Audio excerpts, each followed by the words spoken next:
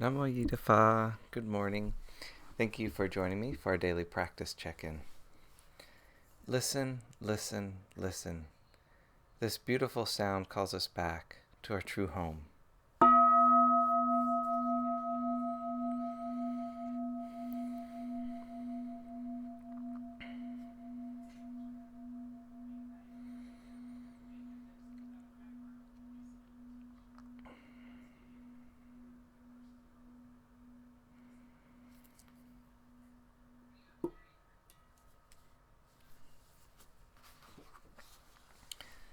The fifth mindfulness training.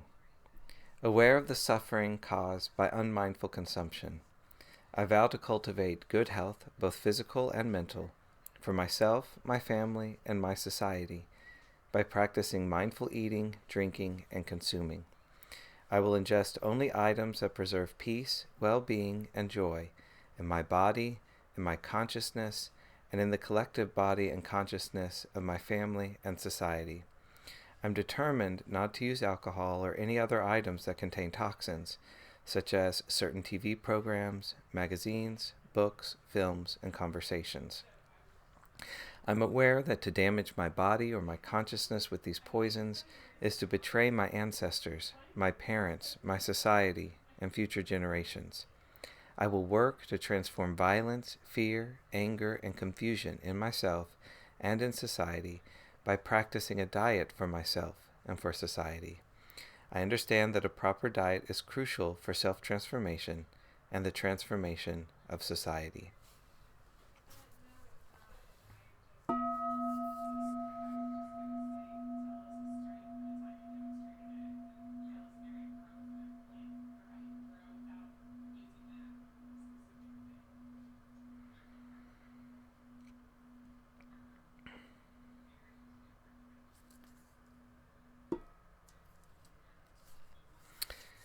For our Dharma readings now, we've been reading a book by the nuns of Amaravati called The Body, Dhamma Reflections on Sickness, Aging, and Death. And we're in the Dhamma talk called A Process of Change by Ajahn Metta. In the sutta mentioned earlier, the Buddha said that a monk should contemplate this body in terms of these elements. He used the simile of a butcher taking apart the body of a cow. Here, the body actually dissolves as an entity and becomes a concept in our minds. He then suggests that the monks look at their bodies in the same way, in terms of the elements working together. When you look at the different elements, which ones are the body?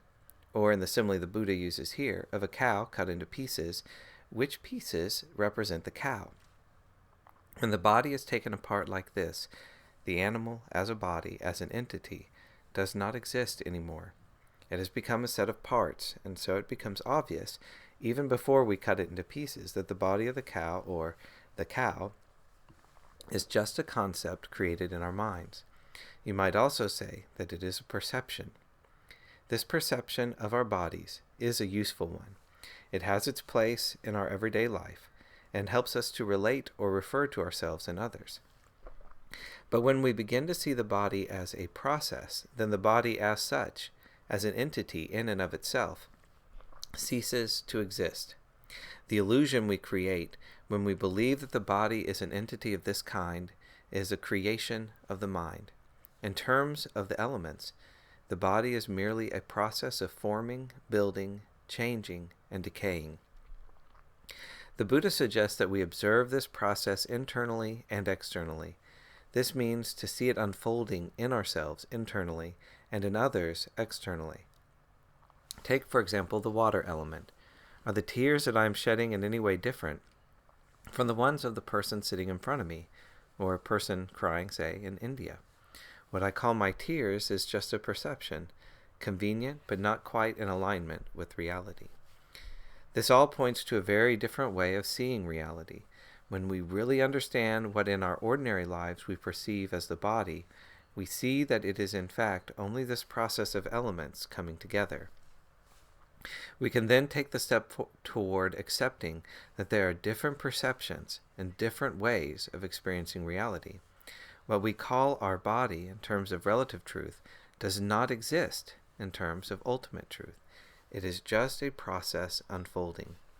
The more we look in this direction, the more we see that what we call ourselves and what we call the world around us is a process of perceptions, fed by conditions coming together, forming, and dissolving. This is an experience in the mind that we perceive as solid, as existing in and of itself. We do not see this constantly changing process. We do not see that this is a kind of delusion, and that things do not exist in the way we perceive them.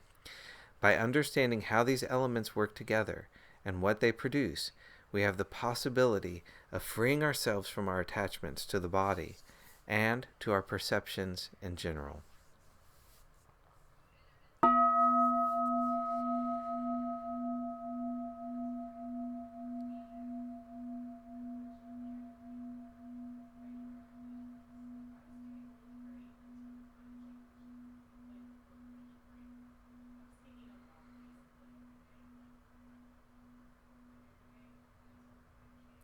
May all beings be well. May all beings be happy. May all beings be peaceful. Sadhu, sadhu, sadhu. Thank you for joining me this morning.